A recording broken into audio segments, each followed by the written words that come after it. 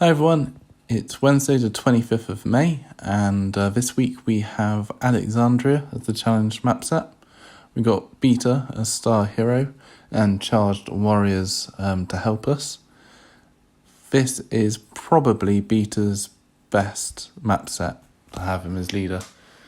So many of them are so much easier with Beta in lead, and the others with Charged Warriors, Beta, and Ezekiel's new leader trait shouldn't be too bad either. So I'm quite looking forward to this week. As always, I'll try and use different tactics and different weapons. Hopefully everyone's now got a Morning Star. If you haven't, then you'd probably find it a bit trickier. But I'll try and do some maps with just one, some with two, just to show you different ways of doing it. Before we get onto the maps though, let's have a look at the weekend event. This week we have the Jackpot Deluxe, so chance of getting all 9 silver or all 9 gold crates after the mission, which if you're on a run of them is pretty good. Lots of XP, sometimes some good gear, and rarely get a few phones on it as well. Also good for getting components. Good luck everyone, hope you get many jackpots.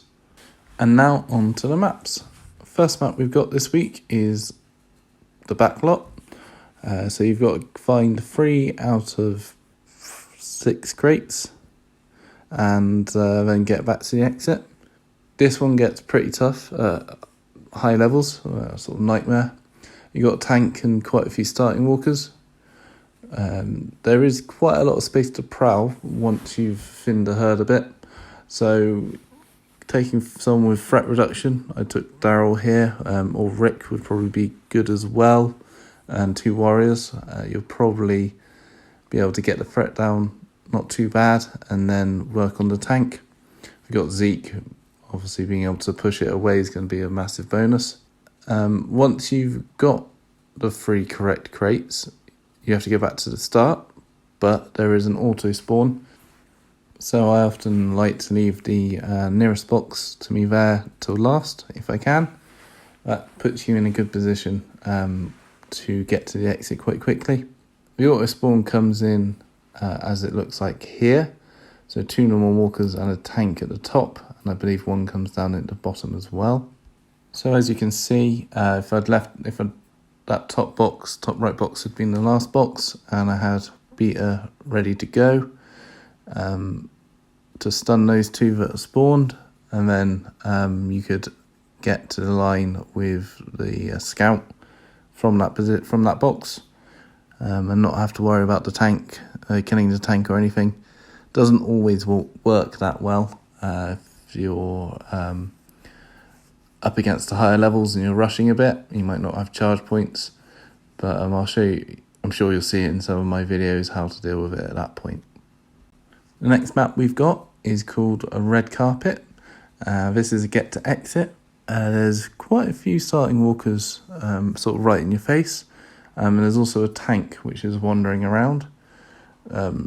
Best way this can go is if the tank wanders off towards the line, and the other walkers will bunch up nicely for you, especially if you've got a Morning Star or a Dragon's Tongue, and with Warrior's Charge it's going to really help. And then you just want to either go up or down, depending on where the tank went. If the tank does come at you, then you're probably going to need to go forward, kill some normal walkers, and then charge past it. So having a scout or a Zeke is going to help on that. Or you could just try and kill it, but the incoming is a bit annoying on it. It comes in at that start point, as well as down the bottom and at the top. All in all, it's not too bad of a map. The next map, however, Good Neighbours, is an absolute pig of a map at round 80. I believe it's the one that's round 80, with a 1 turn incoming. Up until that point, it's probably my favourite map on the whole set. Couple of different teams you can use on this. My personal favourite was this team, and with a Riot Shield, the herding Riot Shield is going to make it even easier. You can also take Huntsman Darrell to help with the threat reduction, prowling the walkers. And if you are taking Huntsman Darrell beta, remember to use Darrell first, because if you prowl past the herded walker, it will become unherded, so just be careful of that. There is also a couple of spawn points you're going to want to be aware of when opening the crates, because each one is flashing red, which means it causes a spawn. With the box on the right, you want to be stood like this. This stops an armoured spawning down in this bottom corner. It may spawn over to the left hand side. Hopefully not. Most of the time it won't, but at least it's all the way over there and you can deal with that later. The middle box, and you want to be stood either on the bottom left like this or the bottom right, because it's a 50-50 chance they'll spawn on either side. This means that they'll always spawn where you want them to, so depending on the rest of the layout will depend on which side you want to spawn block. And the last spawn block is here, with one survivor stood in line with the windshield of the van and one behind him towards the line. That again will stop an armoured spawning there. Again, he may come out the porch to the right hand side, but he doesn't come out right on top of you. If you can time it and get to use those spawn blocks, it makes it a lot easier to finish the map. As the incomings get quicker and quicker, as you get into Nightmare, then chances are you might want to charge it, in which case you will want this team or Zeke instead of Glenn. And you're going to want a clear line to the far right box with Pizza Glenn, open it, herding on the way and running back towards the middle. And then you're going to want to use him and the other two to herd or stun, whatever's not herded.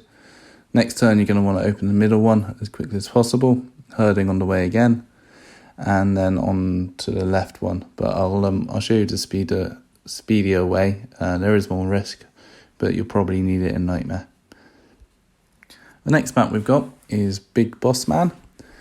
Killed a tough walker, and this one is probably one of the harder ones.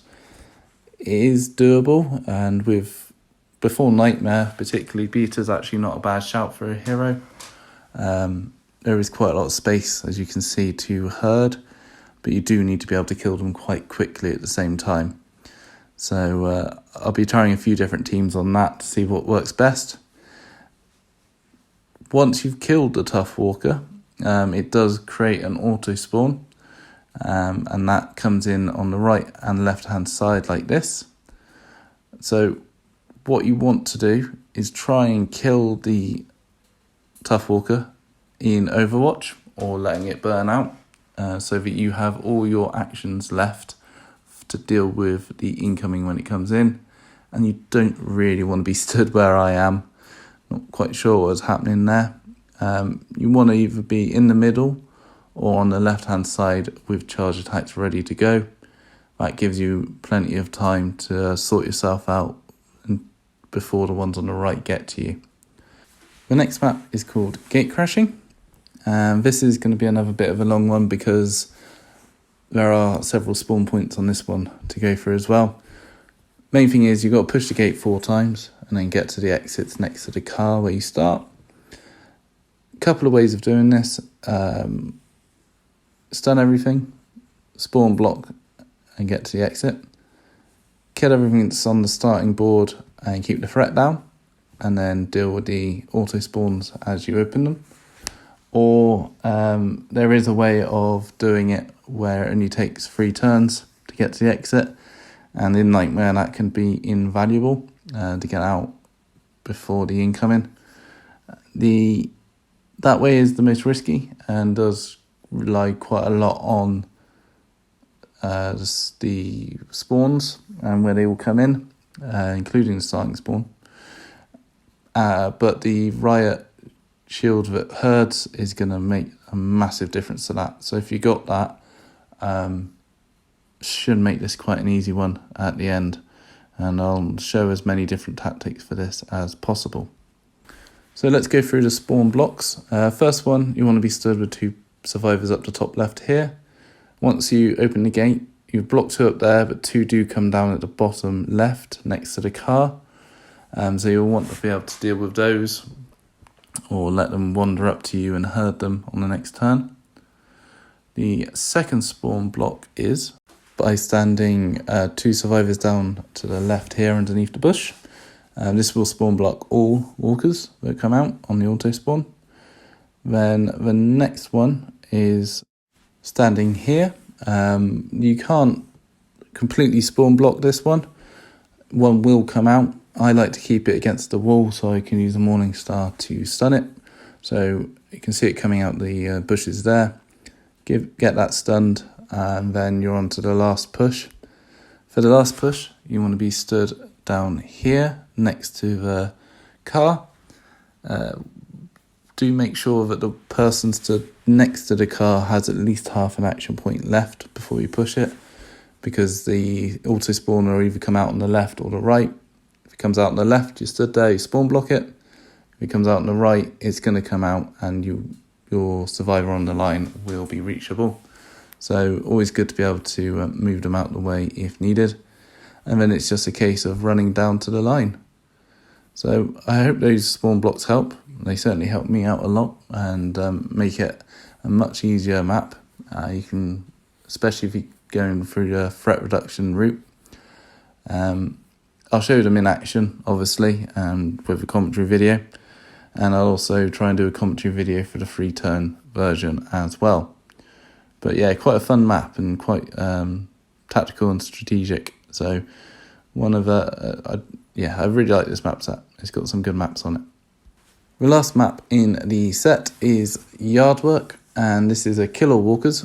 It starts with a couple of walkers pretty much on top of you. Sometimes they're grouped all together, sometimes they're split into 2 groups, the ones right in front of you. 2 warriors charged with Morning Stars or Dragon Tongues, probably going to do quite well, especially if Zeke's in there to be able to deal with a tank. You then do have some wandering walkers off to the right, but if you can get through that first lot in front of you, the rest is pretty easy. Sasha, Mercy, Miko makes this a walk in the park, so if you do get stuck in it with Beta, don't be afraid to swap to this and you'll be able to blast through it in no time. Not much more to say about this. It's a standard killer walkers. So that's all of them really. As I say, I really enjoy this map set. Hopefully I'll still be saying that when I get to Nightmare. I'll try and get some videos up quickly, and I hope you liked my duplicates with different teams last week. I'll try and do something similar again this week, although as it's got my favourite hero, Beta Star Leader, I hopefully won't see the need to change it up too much. But I'll do a couple just for variety's sake. Anyway, thanks very much for watching. Have a good challenge, and I'll see you soon. Thanks for watching. Bye.